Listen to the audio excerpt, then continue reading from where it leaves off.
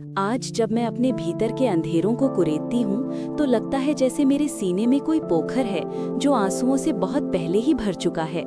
मैं प्रेत की तरह अपने ही जीवन की गलियों में भटकती हूँ। ये कथा उसी दिन से आरंभ होती है जिस दिन मेरे अस्तित्व ने पहली बार जाना कि दर्द केवल त्वचा में नहीं बसता, वो आत्मा की नसों तक पहुंचकर मनुष्य को भीतर से खोखला कर देता है। मैं रावी, एक साधारण लड़की जो कभी अपने गांव की पगडंडियों पर खिलखिलाते कदमों से चलती थी। महुए की महक मेरे बालों में बसती थी और बारिश की बूंदों से खेलते हुए मुझे लगता था कि इस संसार का हर दुख मेरे जीवन से दूर रहेगा। मैं यही सोचती थी कि संसार उतना ही कोमल है जितनी कोमल मेरे बचपन की यादें थीं। मेरी माँ कहा करती थी कि जीवन एक नदी है, वो बहती रहती है और हर मोड़ पर कुछ सीख दे जाती है। लेकिन मैंने कभी नहीं सोचा था कि मेरी नदी में ऐसा तूफान आएगा जो मेरे तन और मन दोनों को रेत के कणों की तरह उड़ा ली जाएगा। मेरी जिंदगी में पहली बार अंधेरा उस दिन उतरा जब पिता की मृत्यु हुई। वे मेरे लिए केवल पिता नहीं थे बल्कि मेरी ढाल थे।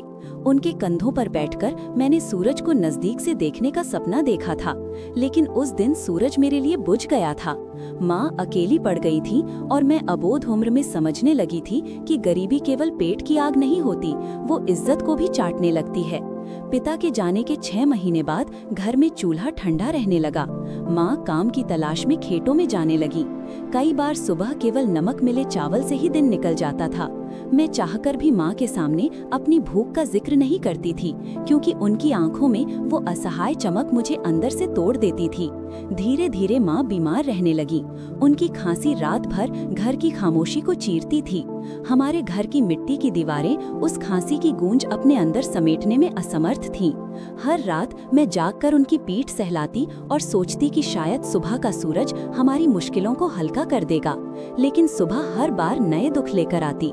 एक दिन माँ ने कहा कि वे मुझे शहर भेजना चाहती हैं, क्योंकि गांव में लड़कियों की पढ़ाई और भविष्य दोनों ही अर्थहीन हो जाते हैं।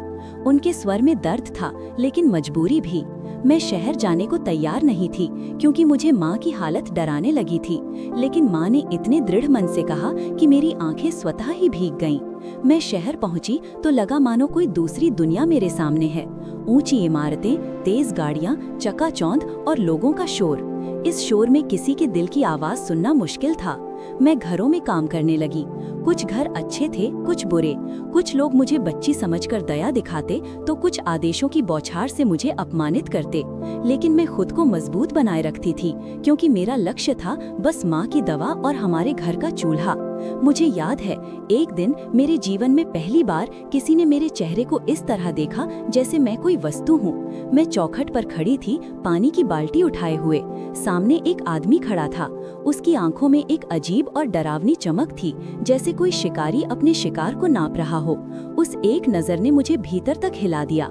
मुझे समझ नहीं आया कि मेरे भीतर कौन सा भय जन्म ले रहा है, लेकिन उस भय ने मुझे आने वाले दिनों के लिए आगाह किया था।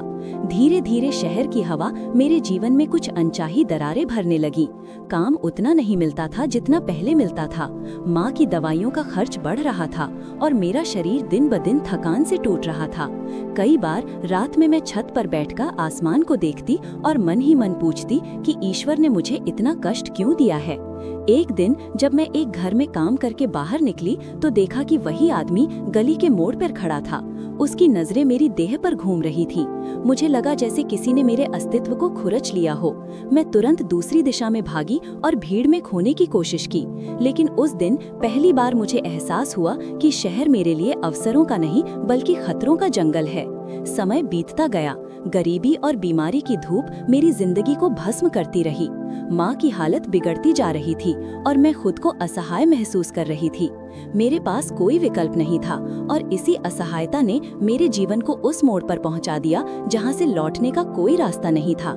एक शाम जब आसमान में सूरज ढल रहा था और हवाओं में ठंडक उतर रही थी, मुझे उसी आदमी ने रास्ते में रोक लिया।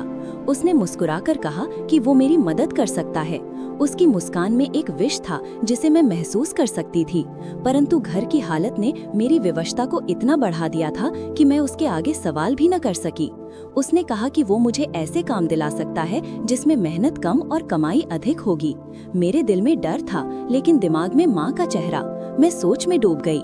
मैं ये समझने में असमर्थ थी कि किस दिशा में चलने से मेरी जिंदगी सुरक्षित रहेगी। परंतु उस दिन मुझे ये नहीं पता था कि मैं जिस दिशा में कदम बढ़ा रही हूँ वो मेरी आत्मा को ऐसे घाव देगी जो कभी भर नहीं पाएंगे। वो मुझे एक पुरानी कोठरी नुमा जगह पर ले गया। भीतर का अंधेरा और दीवारों से आती सीलन की गंध मेरे रोंगटे खड़े कर रही थी। मैं हकलाते हुए पूछना चाहती थी कि ये जगह क्या है, लेकिन उससे पहले ही उसने दरवाजा बंद कर दिया। मेरे हृदय में धड़कनें किसी घायल पक्षी की तरह फड़फड़ा रही थीं। उसने मेरे पास आकर धीरे से कहा कि अब से मुझे यहाँ रहना होगा। मेरा दिल जैसे किसी ने मुट्ठी में जकड़ लिया। मैं पीछे हटना चाहती थी, लेकिन पीछे एक ही चीज थी, बंद दरवाजा। मैंने साहस जुटाकर बाहर भागने की कोशिश की, लेकिन मेरी कलाई को उसने इतनी जोर से पकड़ा कि मेरी त्वचा में लाल खरोंचें उभर आईं। मेरी चीख मेरे ही गले में अटक गई। मैं कांप रही थी, मैं रो रही थी, मैं दया की भीख मांगना चाहती थी, पर मेरी आवाज जैसे कहीं खो गई थी। उसी क्षण मुझे समझ में आ गया कि यही वो जगह है जहाँ मेरे जीवन का सबसे भयानक अध्याय लिखा जाएगा। यही वो क्षण था जब मेरी किस्मत ने मुझसे मेरी देह, मेरी इज्जत और मेरे सपनों का सौदा लेना शुरू कर दिया था। और ये तो बस शुरुआत थी। आगे जो हुआ वो इतना दर्दनाक था कि उसे याद करते ही मेरी सांसें टूटने लगती हैं। उस कोठरी की दीवारें अब भी मेरे मन में जिंदा हैं।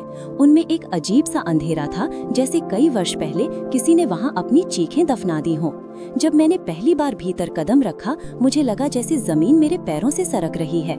मेरी सांसें भारी होने लगी थीं और दिल की धड़कनें इतनी तेज थीं जैसे कोई ढोलक मेरी छाती पर बज रही हो। उस आदमी ने मुझे बताया कि अब यहीं से मैं कमाई करूंगी। मैंने उसके शब्दों को समझने की कोशिश की, मगर मन में एक भय था जो किसी सांप की तरह मेरे विचारों के चारों ओर लिपट चुका था। मैं पीछे हटना चाहती थी, लेकिन दरवाजे की तरफ बढ़ते ही उसके कदम मेरे सामने दीवार बनकर खड़े हो जाते। उस रात मैंने पहली बार जाना कि डर कैसा दिखता है। वो कोई साया नहीं होता, कोई चीखती हुई आकृति नहीं होती, बल्कि वो एक ऐसा मनुष्य होता है जो दूसरे मनुष्य की असहायता का फायदा उठाता है। मैं पूरी रात कोने में सिमट कर बैठी रही। ठंड और भय दोनों ही मेरी हड्डियों तक उतर आए थे। मैंने खुद को दीवार से टिकाया और आसमान की दिशा में देखने की कोशिश की, लेकिन वहाँ केवल एक छोटी सी खिड़की थी जिसमें लोहे की मोटी छड़ें लगी थी। उस खिड़की से न तो आसमान नजर आता था, न उम्मीद, केवल अंधेरा भीतर आता था, और उस अंधेरे के साथ मेरा अकेलापन और गहरा होता जाता था। सुबह होते ही उसने मेरे सामने कुछ लोग खड़े कर दिए। उन्हें देखकर मैं समझ गई कि मेरी जिंदगी अब मेरी नहीं रही। उनकी आंखों में एक भूख थी और मैं उस भूख का निवाला बन रही थी। मैं चिल्लाना चाहती थी, मैं संघर्ष करना चाहती थी, लेकिन मेरे भीतर का डर मुझे जकड़ चुका था। पहला दिन मेरे लिए किसी नर्क से कम नहीं था। मैं सोचती रही कि काश पिता होते तो मैं इस हाल में न होती, काश माँ बीमार न होती तो मैं इस नर्क में न घसीटी जाती। लेकिन किस्मत को किसी की काश सुनाई नहीं देती। वो अपने रास्ते खुद चुनती है और मनुष्य उनके आगे केवल कठपुतली बन जाता है। धीरे धीरे मुझे एहसास हुआ कि यहाँ मेरी देह एक सौदा बन चुकी है। मेरी सांसें बिकने लगी थी, मेरा अस्तित्व दूसरों के पैरों तले रौंदा जाने लगा था। हर रात कुछ लोग आते और मेरी कोख पर, मेरी हड्डियों पर, मेरे सपनों पर चोट करते चले जाते। मैं उनसे लड़ नहीं सकती थी, क्योंकि दरवाजे के बाहर हमेशा दो आदमी पहरा देते थे। उनके हाथों में डंडे और आंखों में निर्दयता बसी थी। हर रात मेरे भीतर कुछ टूट जाता था, कभी आत्मा की कोई धड़कन, कभी उम्मीद का कोई टुकड़ा, कभी भविष्य का कोई कोना। उस कोठरी की हवा इतनी भारी थी कि सांस लेना भी सजा जैसा महसूस होता था। मैं जो भी होती थी वो सब धीरे धीरे इस अंधेरे ने निचोड़ लिया। मैं रोती थी, चीखती थी, विनती करती थी, लेकिन मेरी आवाज केवल उन्हीं दीवारों से टकराकर वापस मुझ तक लौटी थी। उस दीवार की खामोशी मुझे हर बार ये याद दिलाती थी कि मैं अकेली हूँ और इस दुनिया में मेरा कोई नहीं। कुछ दिन बाद मुझे पता चला कि इस कोठरी के बाहर भी ऐसी ही कई लड़कियां हैं। किसी की उम्र मुझसे कम थी, किसी की थोड़ी ज्यादा, कुछ तो इतनी छोटी थी कि उनकी आंखों में अब भी मासूमियत की लौ बची थी। लेकिन उनके साथ भी वही हो रहा था जो मेरे साथ हो रहा था। वे भी इस अंधेरे की कैद में अपनी आवाज खो चुकी थी। हम सब एक दूसरे की तरफ देखते, लेकिन बोल नहीं पाते। शायद हम सबके पास कहने को बहुत कुछ था, फिर भी हम में से कोई कह नहीं पाता था, क्योंकि जिस दिन कोई बोलता उसे सजा मिलती। एक लड़की ने भागने की कोशिश की थी। मैंने देखा था कि किस तरह उसे घसीटकर वापस लाया गया और सबके सामने पीटा गया। उसकी चीखों ने मेरे दिल को छलनी कर दिया था। उस लड़की को बाद में कहीं भेज दिया गया, कोई नहीं जानता था कहाँ। मेरी माँ का चेहरा बार बार मेरे सामने आता। मैं हर रात ईश्वर से केवल इतना ही मांगती कि मेरी माँ ठीक हो जाएं, उनका दर्द कम हो जाए, चाहे मेरा दर्द कितना ही क्यों न बढ़ जाए। लेकिन ये प्रार्थना भी अधूरी रह गई। एक दिन उस आदमी ने मुझे बताया कि अब मेरे शरीर की बोली लगाई जाएगी। उसके शब्द सुनकर मेरा पूरा अस्तित्व जम गया। मैं हिल भी नहीं पाई। मेरी उंगलियां सुन्न पड़ गई, होंठ सूख गए और आंखों में आंसू छलक आए। उसने हंसते हुए कहा कि अब मैं उसकी सबसे कीमती वस्तु बन चुकी हूँ। बोली की तैयारी की जा रही थी। कमरे को साफ किया जा रहा था। दीवारों पर पुराने गंदे कपड़े हटा दिए गए थे और उसमें नई रोशनी लगाई गई थी। मुझे नहलाया गया, सजाया गया और एक पुराने से परिधान में खड़ा कर दिया गया। मैं एक वस्तु की तरह खड़ी थी। मेरा शरीर कांप रहा था, पर वहां खड़े किसी व्यक्ति ने मेरी आंखों में झांककर ये नहीं पूछा कि मैं कौन हूँ, कहाँ से आई हूँ या मेरा क्या दर्द है। उनके लिए मैं केवल एक देह थी और शायद यही वो दिन था जिसने मेरे हृदय की अंतिम आशा भी छीन ली। बोली शुरू हुई। लोगों की आवाजें, पैसों की गिनती और उनके चेहरे मुझे अब भी डरावने सपनों की तरह याद आते हैं। वे मुझे ऐसे देखते जैसे मैं कोई खिलौना हूँ जिसे खरीदकर अपने घर ले जाया जा सकता है। हर बार बोली बढ़ती और मैं भीतर से और टूटी जाती। मैं रोकना चाहती थी, मगर आंखों में आंसू भी सूख चुके थे। बोली के अंत में जिस व्यक्ति ने मुझे खरीदा, उसके चेहरे पर एक ठंडी मुस्कान थी। उसने मुझे इस तरह देखा जैसे उसने कोई अनोखी जीत हासिल की हो। उस रात मुझे एक बंद कमरे में ले जाया गया। कमरे की बदबू हवा में घुली थी और भीतर की खामोशी किसी मृत शरीर की तरह भारी थी। मैं जमीन पर बैठ गई, घुटनों को बाहों में समेट लिया और रोई। मैं इतनी देर रोती रही कि मेरा गला दुखने लगा। लेकिन दर्द की कोई सीमा नहीं होती। वो उतना ही बढ़ता है जितना आप सहन कर सकते हैं। धीरे धीरे मुझे समझ में आने लगा कि मेरे पास इस नर्क से निकलने का केवल एक ही रास्ता बचा है। या तो मैं इस अंधेरे का हिस्सा बन जाऊं या फिर अपने भीतर के साहस को जगाकर वो रास्ता खोजूं जो शायद अब तक किसी ने न पाया हो। लेकिन भाग्य को शायद मेरे लिए और भी दर्द लिखना था। उसी रात वो आदमी कमरे में आया जिसने मुझे खरीदा था। उसकी आंखों में एक ठंडी चमक थी। उसने मेरी ओर बढ़ते समय कोई शब्द नहीं कहा, क्योंकि उसे पता था कि बिना शब्दों के भी उसकी शक्ति मुझ पर हावी है। मैंने उसे रोका नहीं, क्योंकि मैं रोक भी नहीं सकती थी। केवल इतना महसूस हुआ कि मेरा शरीर मेरे नियंत्रण में नहीं रहा।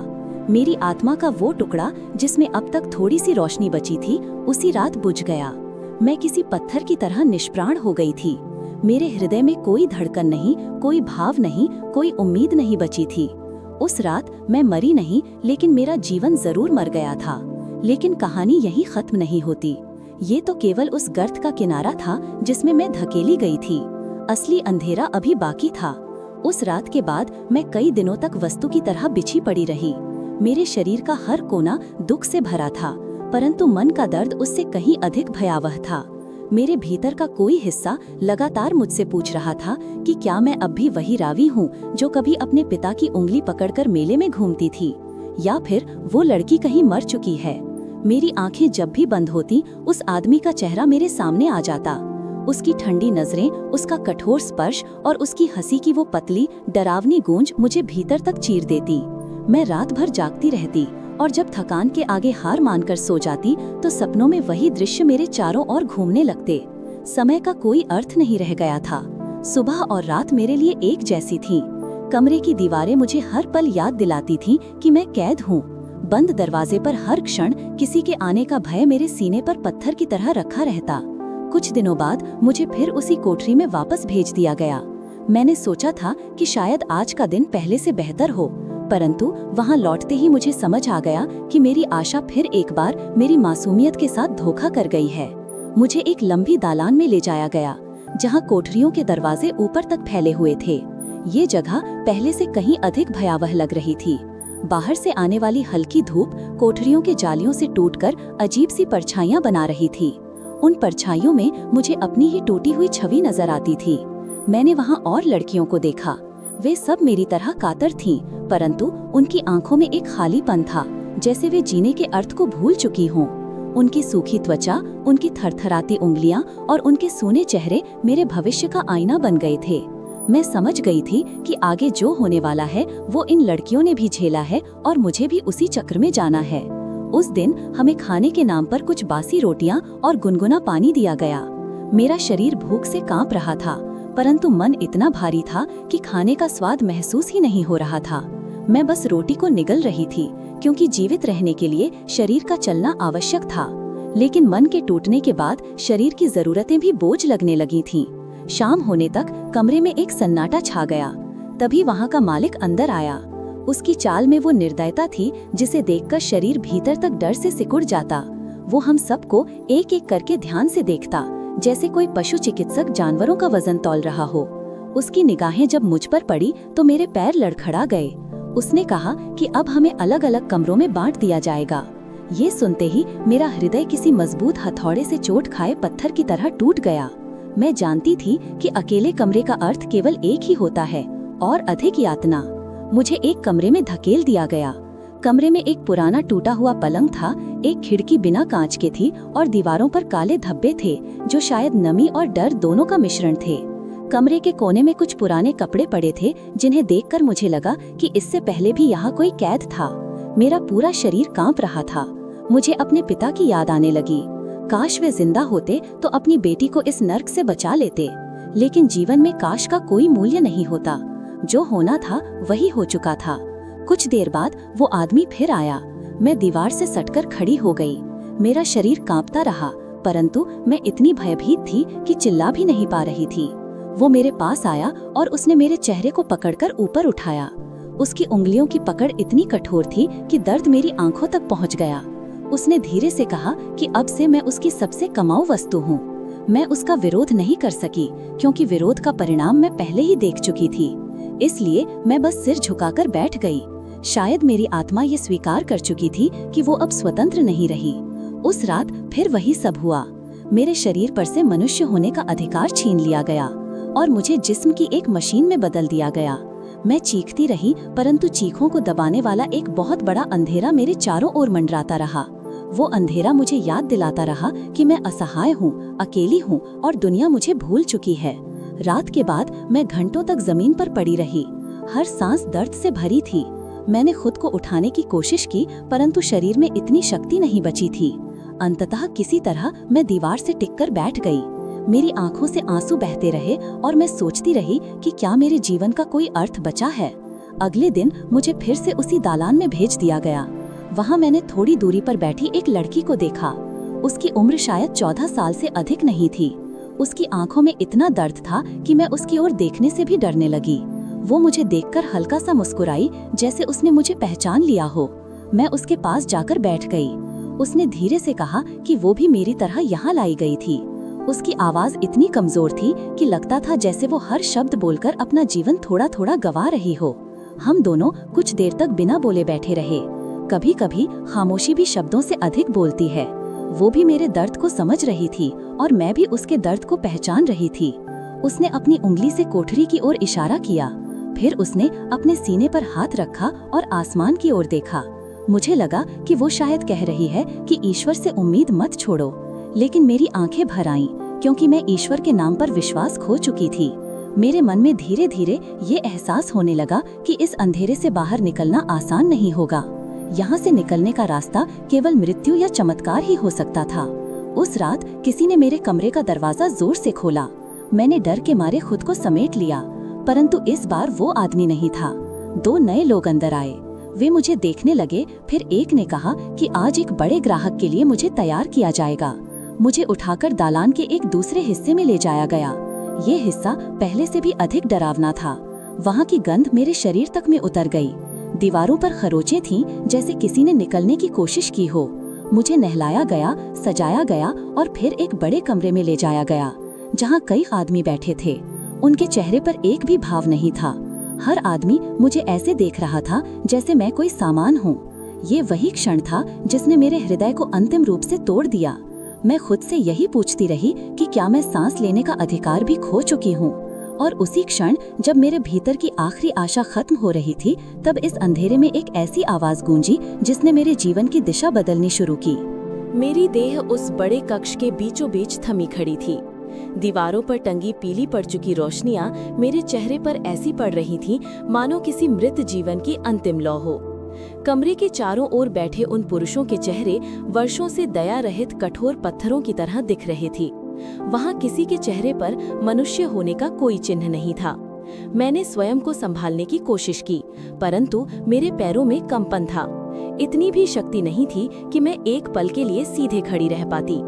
उस भयावह कक्ष के बीच खड़ी होकर मुझे ऐसा लगा जैसे दुनिया का सारा धैर्य आंखों से बह गया हो। प्रत्येक सांस एक आह बनकर भीतर से टूट रही थी। मुझे वहां खड़ा कर दिया गया और सामने एक मोटा पर्दा हटाया गया। पर्दे के पीछे एक मंच बना हुआ था, जैसे कोई सार्वजनिक उत्सव हो, परंतु ये उत्सव मानवता के अंत का था। वहां उपस्थित हर व्यक्ति की दृष्टि मेरे जीवन पर नहीं बल्कि मेरी देह पर टिक गई थी। मैंने आंखें बंद की क्योंकि देखना मेरे लिए पीड़ा का नया द्वार बन जाता। तभी बाईं ओर किसी भारी दरवाजे के खुलने की चरमराती आवाज गूंजी। मेरी आंखें अनायास ही उस दिशा में उठ गईं। एक व्यक्ति अंदर आया। उसकी चाल बाकी सबसे अलग थी। उसके कदमों में अजीब सी धीमी दृढ़ता थी। वो मेरे सामने आकर खड़ा हुआ। उसकी आंखों में भी संसार की कठोरता थी, परंतु उनमें एक अजीब सा ठहराव भी था। वो मुझे ध्यान से देख रहा था, इतनी गहराई से कि मुझे लगा जैसे वो मेरी आत्मा के भीतर झांक रहा है। ऐसा अनुभव मुझे वर्षों से नहीं हुआ था। कोई भी मेरी आंखों में इतनी देर नहीं देखता था। वो शांत खड़ा रहा।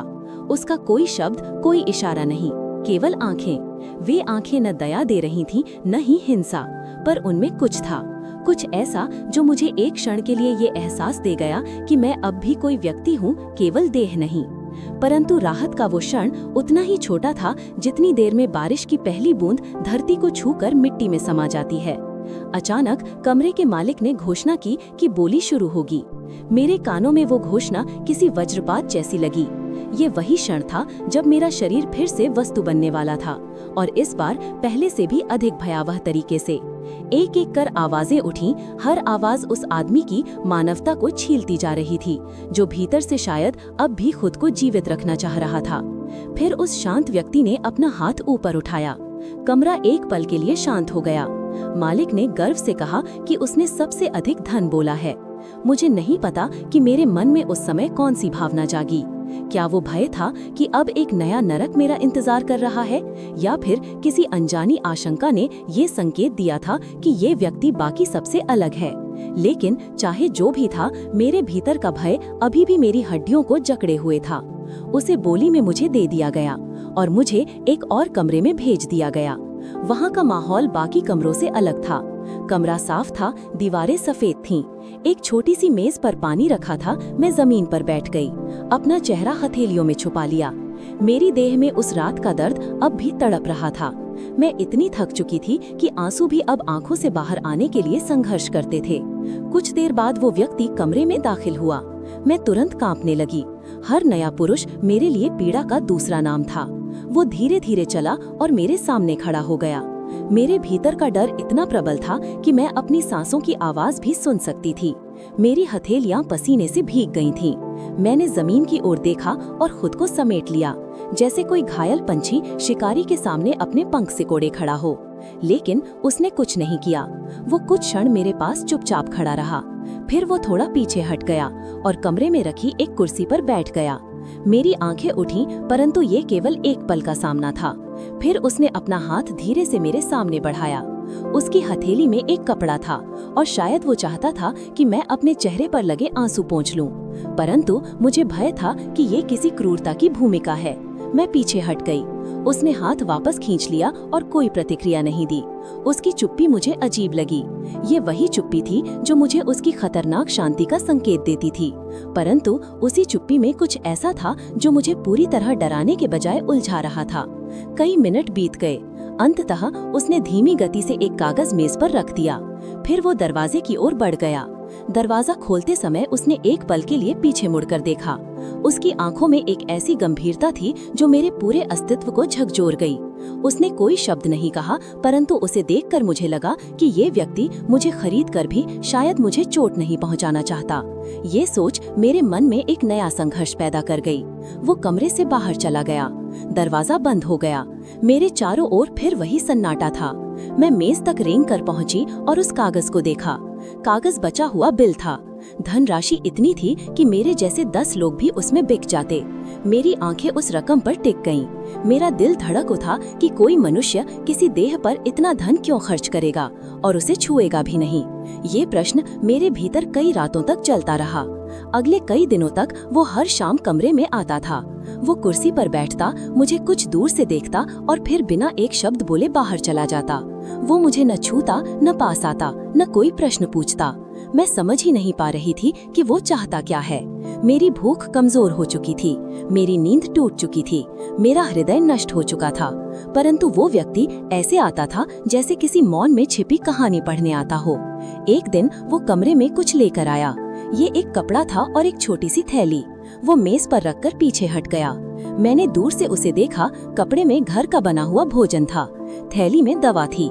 मैंने जीवन में पहली बार किसी अजनबी से ये अनुभव किया कि दुनिया में अभी भी कुछ मनुष्य बचे हैं। परंतु मैं ये विश्वास भी नहीं कर पा रही थी कि क्या ये दया है या किसी नए जाल की शुरुआत। उसने फिर कभी मुझसे छूने या पास आने की कोशिश नहीं की। वो चुप रहता, परंतु उसकी चुप्पी मेरी टूटी आत्मा पर मरहम की तरह रखी रहने लगी। धीरे धीरे मेरे भीतर एक प्रश्न जलने लगा। कौन है ये व्यक्ति और उसने मेरे लिए इतना धन क्यों खर्च किया? वो चाहता क्या है? फिर एक शाम उसने पहली बार मेरे सामने एक कदम आगे बढ़ाया। उसकी आंखों में कुछ था, कुछ ऐसा जो मेरे जीवन के अगले मोड़ का कारण बनने वाला था। मैं उस रात की खामोशी को कभी नहीं भूल सकती, जब मैं नीलामी के बाद अंधेरी सड़क पर अकेली खड़ी थी। चारों ओर सिर्फ परछाइयां थीं और कहीं दूर से किसी कुत्ते के भौंकने की आवाज आती थी। मैं चल तो रही थी, पर ऐसा लग रहा था जैसे मेरे पांव जमीन से उठ ही नहीं रहे थे। मानो धरती खुद मुझसे कह रही हो कि अब आगे कुछ भी अच्छा नहीं है। लेकिन फिर भी मुझे चलना था, क्योंकि रुक जाना तो हार मान लेना था। मेरे शरीर के हर हिस्से में जलन थी, जैसे किसी ने नुकीले शब्दों से मेरी आत्मा को भी चीर दिया हो। हवा ठंडी थी, पर मेरे भीतर एक अजीब तपिश उठ रही थी। ये तपिश दर्द की भी थी और अपमान की भी। मैंने अपने आंचल को कसकर सीने से चिपकाया और सड़क के किनारे बनी टूटी दीवार पर बैठ गई। उस पल ऐसा लगा जैसे मेरे चारों ओर की दुनिया थम गई हो। सितारों का चमकना मुझे चुभ रहा था। हवा का बहना मुझे उलाहना दे रहा था कि मैं अब पहले जैसी नहीं रही। मैं अपने घुटनों को मोड़कर सिर उन पर रखकर रो पड़ी, पर यह रोना भी अधूरा सा था, मानो आंसू भी मेरे साथ दर्द में साझेदारी करने से डर रहे हों। मुझे याद है कि मैं कितनी देर तक यूं ही बैठी रही, पर जब उठी तो मेरे पैरों में इतनी कमजोरी थी कि लगता था मैं आगे गिर जाऊंगी। मेरे भीतर की आवाज धीरे से बोली कि मुझे कहीं जाना होगा, कहीं लौटना होगा। पर लौटूं तो कहाँ? मेरा घर, वो घर जो मुझसे छिन चुका था। मेरा परिवार, वो परिवार जो मुझसे मुंह मोड़ चुका था। मेरा गांव, वो गांव जिसने मुझे धिक्कार की नजरों से देखा था। इन सब सोचों के बीच मैंने खुद से कहा कि मुझे अपने जीवन की डोर फिर से पकड़नी होगी, चाहे वो कितनी भी कमजोर क्यों ना हो। मैंने एक धार जैसा फैसला किया और सड़क के दूसरी तरफ चल पड़ी, जहां हल्की रोशनी थी। ये रोशनी एक छोटे से ढाबे की थी। मेरे कदम खुद ब खुद वहीं की तरफ बढ़ गए, क्योंकि भूख भी अब शरीर में अपना हक जताने लगी थी। ढाबे में पहुंचकर मैं एक कोने में बैठ गई। मैं डर रही थी कि कोई मुझे पहचान न ले। मैं अपने फटे दुपट्टे से अपना चेहरा ढक कर बैठी रही। वहाँ कुछ मजदूर खाना खा रहे थे, कोई हंस रहा था, कोई बीड़ी पी रहा था। किसी को मेरी तरफ देखने की फुर्सत नहीं थी। ये अचानक मुझे अच्छा लगा कि इस जगह पर लोगों के पास इतना दर्द नहीं था कि वे किसी और के दर्द को पढ़ सकें। ढाबे वाला मेरे पास आया और बिना कोई सवाल पूछे मेरे सामने एक पुरानी स्टील की प्लेट में दाल और 2 रोटियां रख गया। वो मुझे ऐसे देख रहा था जैसे समझ रहा हो कि मेरे भीतर बहुत कुछ टूटा पड़ा है, लेकिन उसने कुछ नहीं कहा। कब से मैंने पहली बार किसी इंसान की आंखों में करुणा देखी थी। मैं बस खाती रही और खाते हुए रोती रही। हर निवाले में मुझे अपने अपमान का स्वाद मिल रहा था, पर उसी भोजन में एक तरह का जीवन भी भरा था। भोजन करने के बाद मैं उठी और ढाबे वाले को पैसे देने की कोशिश की, पर उसके चेहरे पर एक शांत भाव था। उसने धीरे से सिर हिलाया। मैंने कुछ नहीं कहा और धीरे से अपना दुपट्टा ठीक करते हुए ढाबे से बाहर आ गई। सड़क पर जेब में खोजते हुए मुझे एक पुरानी अधूरी बस टिकट मिली। ये टिकट उसी शहर की थी जहां मैं कुछ महीने पहले काम खोजने आई थी। मेरा शरीर कांप रहा था, पर कहीं न कहीं मुझे लगा कि शायद ये टिकट ही मेरे लिए रास्ते की ओर पहला कदम है। मैं बस स्टैंड की तरफ चल पड़ी। रास्ता लंबा था, सड़क अंधेरी थी, पर अब मैं डर नहीं रही थी, क्योंकि अब डर से आगे बढ़ने के सिवा कोई विकल्प नहीं था। बस स्टैंड पर कुछ लोग बैठे थे, कुछ नींद में थे, कुछ अखबार पढ़ रहे थे, कोई किसी से बात कर रहा था। मैं एक खंभे से टिककर खड़ी हो गई। मेरा शरीर दर्द से भर गया था और खड़े रहना मुश्किल हो रहा था। तभी बस के इंजन की आवाज सुनाई दी। मैंने अपने सुन्न हो चुके हाथ से टिकट निकाली और बस की तरफ बढ़ी। बस में चढ़ते समय मेरा पैर फिसला, लेकिन किसी तरह मैं खुद को संभाल गई। बस के अंदर धुंधली पीली रोशनी थी। कुछ लोग पहले से बैठे थे। सीटें पुरानी और घिसी हुई थीं। मैं सबसे पीछे वाली सीट पर जाकर बैठ गई। जब बस चली तो उसका हिलना मेरे अंदर के दर्द को और बढ़ा रहा था, पर मैं उन तरंगों को सहते हुए खिड़की से बाहर देखती रही। हर पेड़, हर बिजली का खंभा, हर मोड़ मुझे बता रहा था कि मेरा अतीत अब पीछे छूट रहा है। लेकिन ये सच नहीं था, क्योंकि अतीत कभी पीछे नहीं छूटता। वो मन की दीवारों पर हमेशा किसी न किसी रूप में टंगा रहता है। बस की खिड़की से आती हवा मेरे चेहरे को छूती रही। हवा ठंडी थी, पर उसके स्पर्श में आश्वासन था, जैसे कह रही हो कि मैं अभी भी जीवित हूँ, अभी भी मेरे अंदर कुछ बचा है। मैंने अपनी हथेलियों को देखा, वे कांप रही थीं। उन हथेलियों को जिन्हें जबरदस्ती पकड़कर किसी ने रौंद दिया था, उन हथेलियों को जिन्हें कभी सपने संजोने थे।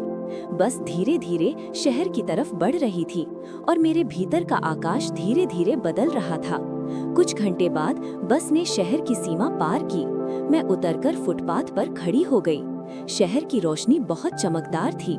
इतने लंबे समय बाद मैंने इतने उजाले देखे थे, पर ये उजाला मेरे लिए कोई आशा नहीं लाया।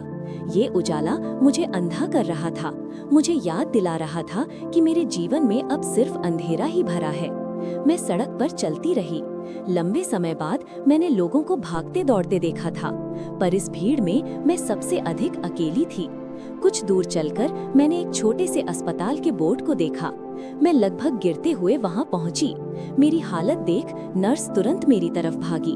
उसने मेरे शरीर पर पड़े नीले निशानों को देखा और उसकी आंखें चौड़ी हो गईं, लेकिन उसने भी कुछ नहीं पूछा, बस मुझे वार्ड में ले जाकर बिस्तर पर लिटा दिया। डॉक्टर आया, उसने दवाइयाँ लिखी। मैं सब देखती रही, पर कुछ महसूस नहीं कर पा रही थी, जैसे मेरी आत्मा मेरे शरीर से अलग हो चुकी हो। जब मुझे सलाइन लगाई गई तो जैसे शरीर की नसों में थोड़ी गर्मी महसूस हुई। मेरी आंखें धीरे धीरे बंद हो गईं और मैं गहरी नींद में चली गई। ये नींद कुछ घंटों की थी, पर मेरे लिए ये उसी तरह की थी जैसे कोई कई वर्षों की यात्रा के बाद किसी छांव में बैठ जाए। जब मैं जागी तो खिड़की से सूरज की हल्की किरणें भीतर आ रही थीं। ये पहला दिन था जब मुझे लगा कि शायद मैं फिर से जी सकती हूँ, शायद मेरा जीवन अभी पूरी तरह खत्म नहीं हुआ। मेरी हथेली पर एक कागज रखा था, उस पर सिर्फ इतना लिखा था कि मैं अकेली नहीं हूँ। ये पंक्ति देखकर मेरा हृदय जोर से धड़क उठा। मैं जानती थी कि ये किसका लिखा हुआ नहीं था, ये किसी दयालु कर्मचारी का भी हो सकता था, पर उस वाक्य में जो स्नेह था उसने मेरी भीतर की ठंडी हो चुकी आत्मा को हल्का सा गर्म कर दिया। मैंने खुद से कहा कि मैं अब आगे बढ़ूंगी, इस अंधकार से बाहर निकलूंगी, चाहे कितनी ही चोटों से भरी क्यों न हो, चाहे मेरे भीतर कितनी ही टूटन हो, क्योंकि टूटन का एक ही इलाज होता है, फिर से उठना, फिर से चलना और फिर से खुद को ढूंढना। अस्पताल के उस छोटे से कमरे में आंखें खोलते ही मैं जैसे किसी नए संसार में आ गई थी। शरीर टूट चुका था, मन बिखर चुका था, आत्मा घायल थी, पर फिर भी उस कागज पर लिखी एक पंक्ति ने मुझे थोड़ा सा सहला दिया था। वो पंक्ति थी कि मैं अकेली नहीं हूँ। इस एक वाक्य ने मेरे भीतर कहीं एक छोटी सी चिंगारी जगा दी थी। शायद जीवन अभी पूरा समाप्त नहीं हुआ था, शायद कहीं किसी को फर्क पड़ता था कि मैं जीवित हूँ, शायद मेरे लिए भी कोई रास्ता अब भी खुला था। सुबह की धूप कमरे की खिड़की से मेरे पैरों पर पड़ी। मैं उठने की कोशिश करने लगी, पर मेरी नसों में चुभन फैल गई। मेरा पूरा शरीर दर्द से भर गया था। मैं फिर धीरे से लेट गई और छत की तरफ देखती रही। ऐसा लगा जैसे उस सफेद छत पर मेरे जीवन का पूरा अंधेरा लिखा हो। नर्स आई, उसने मेरी पट्टियां बदलीं। उसने मुझसे कुछ नहीं पूछा, बस अपना काम शांतिपूर्वक करती रही।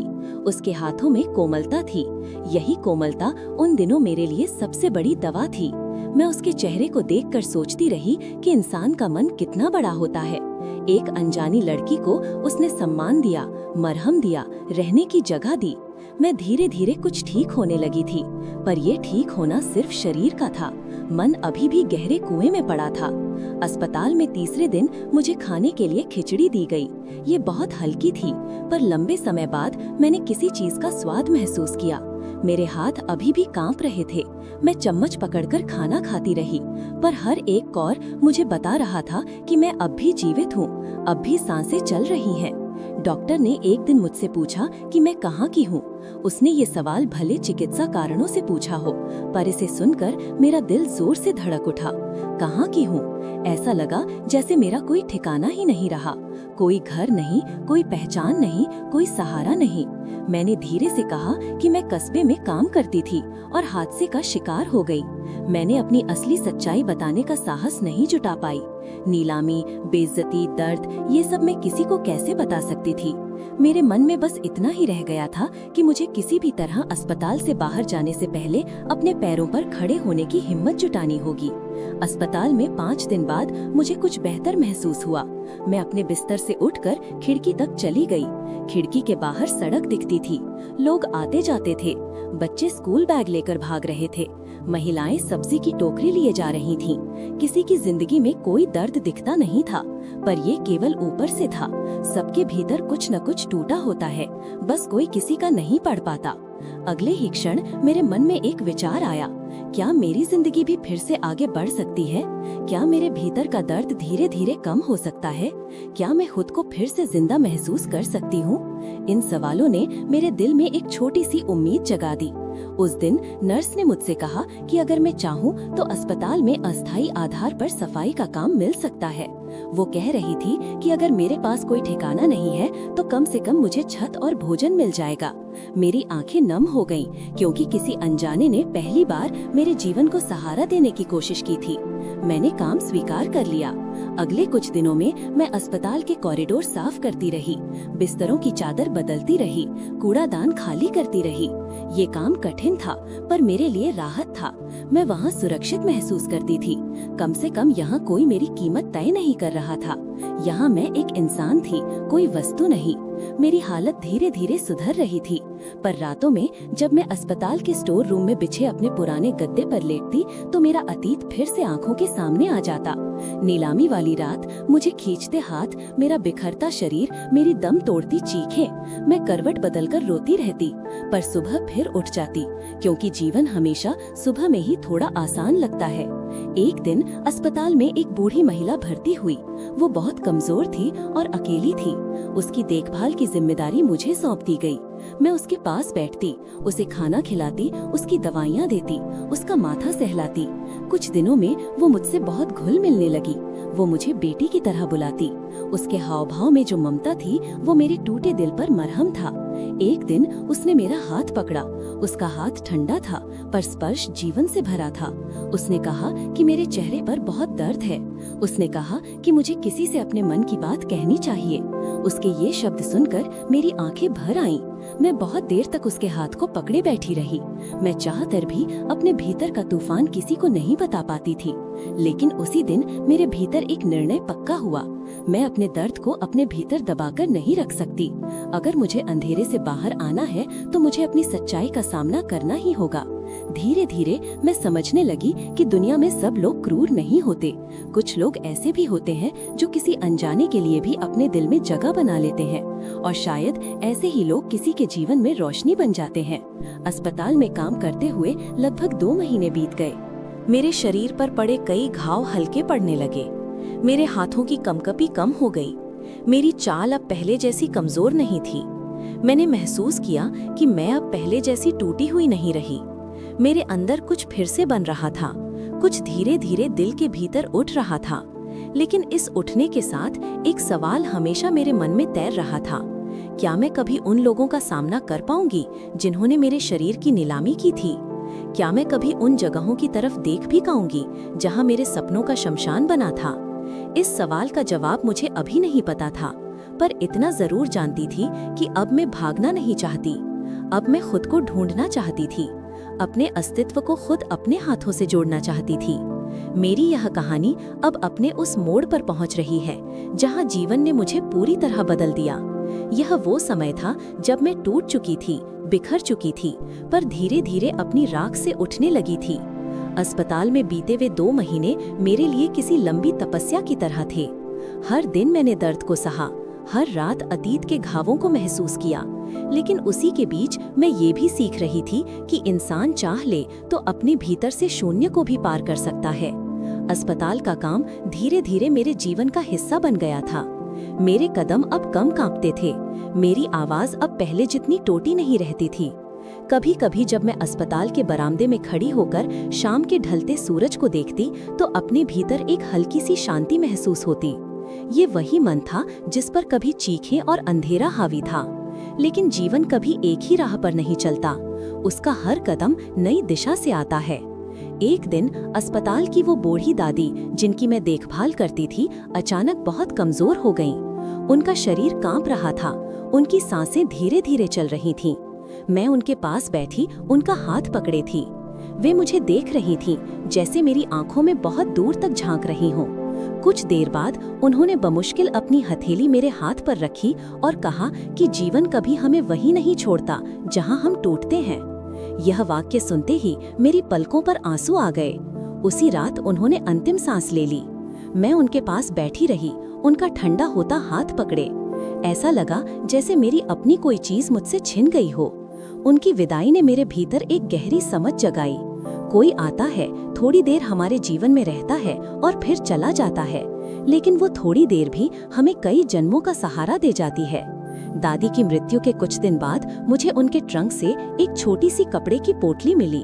उसमें सिर्फ 2 चीजें थीं, एक पुरानी चूड़ियों की जोड़ी और एक कागज का टुकड़ा जिस पर कुछ शब्द लिखे थे कि यह लड़की मेरी बेटी जैसी थी, इसे जो भी चाहिए उसे ये दुनिया दे। मेरी आंखें भर आईं। अपने जीवन में पहली बार मुझे लगा कि कोई मुझे बेटी की तरह चाहता था। दादी के चले जाने के बाद अस्पताल में मेरा मन पहले जैसा नहीं रहा। उसका हर कोना मुझे उनकी याद दिलाता, और उन्हीं यादों के बीच एक दिन मेरे भीतर एक दृढ़ संकल्प उभरा। मैं अस्पताल छोड़ दूंगी। मैं अपनी जिंदगी को सिर्फ एक बिस्तर, एक पोछा और दवाई के बोतल से नहीं बांध सकती। अब मुझे आगे बढ़ना था। मैंने अस्पताल प्रशासन को बताकर वहाँ का काम छोड़ दिया। जब मैं अस्पताल के बड़े गेट के बाहर खड़ी हुई तो मेरे हाथ कांपते थे, पर मन भीतर से मजबूत लग रहा था। मैंने नीलामी से लेकर अस्पताल तक की हर याद को मन में समेट लिया, क्योंकि अब इन्हीं यादों से मुझे आगे बढ़ने की ताकत मिलनी थी। मैं शहर की सड़कों पर चलती रही। किसी ठिकाने का पता नहीं था, पर अब डर भी नहीं था। जो मेरे साथ हो चुका था उसके बाद कोई डर बचता भी नहीं। मेरी जेब में बहुत कम पैसे थे, पर दिल में एक आग थी, फिर से जीने की, फिर से खुद को बनाने की। कुछ दिनों बाद मुझे शहर की एक गैर सरकारी संस्था में काम मिल गया। यह संस्था उन महिलाओं को सहारा देती थी जिनकी जिंदगी मेरे जैसी टूट चुकी थी। मैं वहां सफाई और खाना बनाने का काम करने लगी। इस संस्था की महिलाएं मुझे देखकर मुस्कुराती थीं। कुछ की आंखों में वही डर था जो कभी मेरी आंखों में था। मैंने तय किया कि उनका हाथ पकड़ूंगी, क्योंकि मेरे जीवन में भी किसी ने मेरा हाथ पकड़ा था। धीरे धीरे मैं उन महिलाओं के दर्द को समझने लगी। उनकी कहानियों में अपना दर्द दिखने लगा। हर दिन कोई नई कहानी सामने आती। किसी का घर छूटा, किसी का सम्मान टूटा, किसी की उम्मीदें मर गईं। पर मैं जब उन्हें समझाती तो लगता कि मैं खुद से बातें कर रही हूँ। कई महीनों बाद संस्था की मुख्य प्रबंधक ने मुझे बुलाया। उन्होंने कहा कि मुझे अब सिर्फ रसोई या सफाई में ही नहीं, बल्कि सलाहकार के रूप में भी काम करना चाहिए। उन्होंने कहा कि जो दर्द मैंने झेला है वही मुझे औरों को सहारा देने की ताकत देता है। उस दिन मैं बहुत देर तक उनके सामने खड़ी रही। मेरी आंखें नम थीं। इतने वर्षों की बर्बादी, टूटन, नीलामी, अपमान सब मेरे सामने तैर गया। और उसी क्षण मुझे महसूस हुआ कि जीवन ने मुझे नया अर्थ दिया है। मैं अपने अतीत को मिटा नहीं सकती, पर उसी अतीत की राख से कोई और भविष्य बना सकती हूँ। कुछ ही महीनों में मुझे कई लड़कियों का मार्गदर्शन करने का काम सौंपा गया। मैं उन्हें मन की ताकत सिखाती, उन्हें बताती कि टूटना अंत नहीं होता, हो जाना कोई अपराध नहीं होता, और सबसे महत्वपूर्ण बात, किसी और के पाप का बोझ अपने कंधों पर नहीं उठाना चाहिए। समय आगे बढ़ता रहा। मेरी कहानी भी धीरे धीरे एक दिशा लेने लगी। अब मेरे भीतर एक शांत सौम्यता थी। दर्द अब भी था, लेकिन वो मुझे कमजोर नहीं करता था। एक दिन संस्था में एक नई लड़की आई। वो बहुत डरी हुई थी, कांप रही थी, जैसे किसी ने उसकी दुनिया छीन ली हो। वो मेरे सामने बैठी और फूट फूट कर रोने लगी। मैंने उसका हाथ पकड़ा और उसका सिर अपने कंधे पर रख दिया। उस पल मुझे महसूस हुआ कि यही मेरा नया जन्म है, यही मेरी अंतिम मंजिल है, अपने दर्द को दवा बनाकर दूसरों के घाव भरना। और तभी मुझे लगा कि मेरी कहानी समाप्त हो रही है, पर मेरा उद्देश्य शुरू हो रहा है। मेरे शरीर की नीलामी हुई थी, लेकिन मेरी आत्मा की कीमत कभी नहीं लगी। मैं टूटी थी पर बिखरी नहीं थी, मैं गिराई गई थी पर उठने से किसी ने नहीं रोका। आज जब मैं दर्पण में खुद को देखती हूँ तो मुझे अपनी आंखों में वही लड़की दिखती है जो नीलामी की रात चीख रही थी, पर अब उसकी चीखें मेरी शक्ति बन चुकी हैं। मेरी कहानी यहीं समाप्त होती है, पर मेरा जीवन नहीं, क्योंकि जीवन वहीं से शुरू होता है जहाँ दर्द अपना आखिरी रूप दिखाता है और इंसान पहली बार खुद के लिए खड़ा होता है।